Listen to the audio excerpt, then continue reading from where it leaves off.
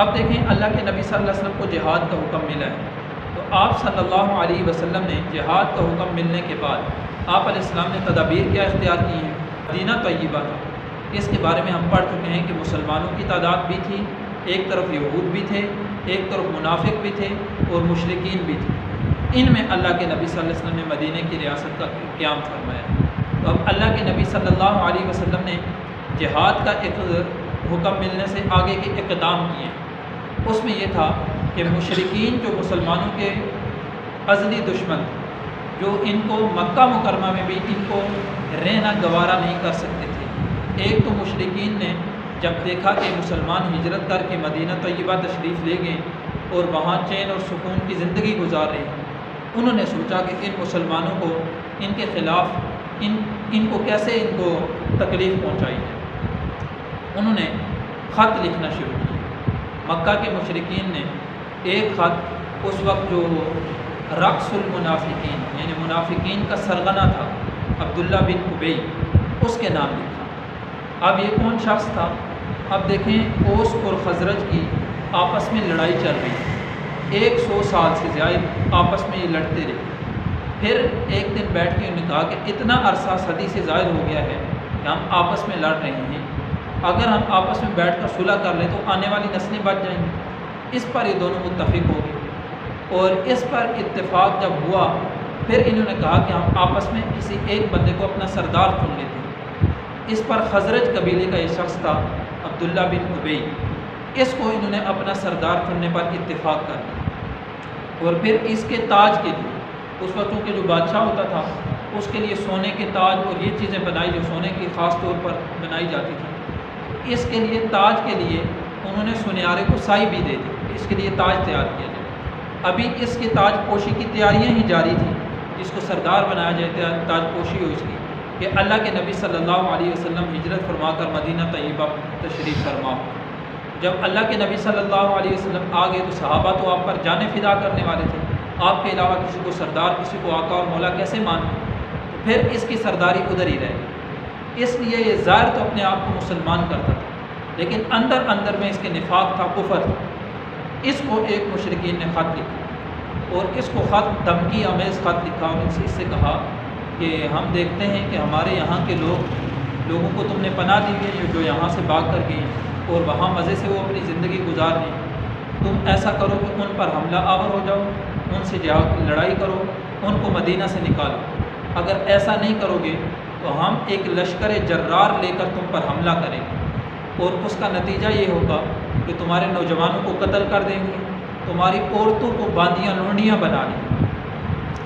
تو یہ خط جب انہوں نے لکھا اس پر سخت اثر پڑا۔ اس نے اپنی کابینہ کو، جو اس کے ہمذین لوگ تھے اور مشرک تھے، ان کو جمع کیا اور ان کو جمع کر کے اس نے اس خط کے بارے میں آگاہ کیا اور اس نے تیاری شروع کی آپ علیہ السلام پر اور مسلمانوں پر حملہ کرنے کی۔ اتنے میں جب آپ علیہ السلام کو پتہ چلا تو اللہ کے نبی صلی اللہ علیہ وسلم تشریف لے گئے۔ اب آپ علیہ السلام کی فراست دیکھیں، اللہ نے کیسی فراست دی۔ آپ علیہ السلام جب تشریف لے کر گئے، جا کر ان مجلس والوں سے کہا کہ دیکھو، اگر تم مشرکین کے ساتھ مل کر ہم پر حملہ کرو گے تو اس میں تمہارا نقصان زیادہ ہے، اور اگر تم ہمارے ساتھ مل کر مشرکین کا مقابلہ کرو گے تو اس میں تمہارا نقصان کم ہے۔ اس کی وجہ یہ ہے کہ کیونکہ مشرک جو ہیں مکہ کے، ان کے ساتھ تمہاری کوئی رشتہ داری نہیں ہے، کوئی تعلق داری نہیں ہے۔ اگر ان کے ساتھ تم مل کر ہم پر حملہ کرو گے تو ہمارے میں مسلمان جو ہیں وہ تمہارے کسی کا بھائی ہے، کسی کا چچا ہے، کسی کا والد ہے، کسی کا بیٹا ہے، کسی کا ماموں ہے، وہ بھائی تمہارے رشتہ دار ہیں۔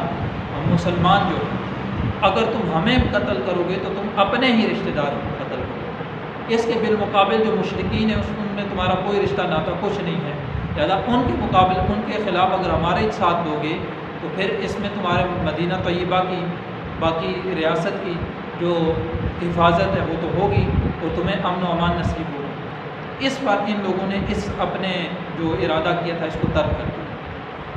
اب دیکھیں مشرکین نے اسی پر بس نہیں کی، اس کے ساتھ ساتھ مشرکین نے ایک خط یہودیوں کو بھی لکھا اور یہودیوں کو خط دے کر ان کو بھی اسی طرح کی دھمکی دی۔ ہم دیکھتے ہیں کہ تم نے ہماری طرف سے جو ہمارے لوگ جو یہاں سے بھاگ کر آئے ہیں ان کو پناہ دی ہوئی ہے اور مدینہ میں تمہاری اکثریت ہے، تم ایسا کرو کہ محمد صلی اللہ علیہ وسلم کو علیہ باللہ اور ان کے ساتھیوں کو قتل کر یہودیوں نے بھی اس خط کو بڑا بڑھ چڑھ کر دیا اور ان کو بھی دھمکی دی کہ اگر تم نے ایسا نہیں کرو گے تو ہم لشکر جرار لے کر آئیں گے، تمہیں قتل کر کے تمہاری عورتوں کو بانیاں بنائیں گے۔ انہوں نے جب دیکھا، چونکہ یہودیوں سے یہ بنو نذیر اور بنو قریظہ جو تھے، انہوں سے اللہ کے نبی صلی اللہ علیہ وسلم نے جب ریاست مدینہ قائم کی تھی تو ان سے معاہدات کیے تھے، یہ ہمارے مطالعے میں بات گزری ہے کہ ان سے معاہدے کیے تھے۔ اب جب بات ان کو خط آیا، اس خط کے پیچھے پڑتے ہوئے انہوں نے آپ علیہ السلام کو یہ کہا کہ ہم آپ سے بات کرنا چاہتے ہیں، ہمارے جو یہود کے 30 علماء ہوں گے اور آپ اپنے 30 بندوں کو لے کر آئیں، ہم آپ سے بات کرنا چاہتے ہیں۔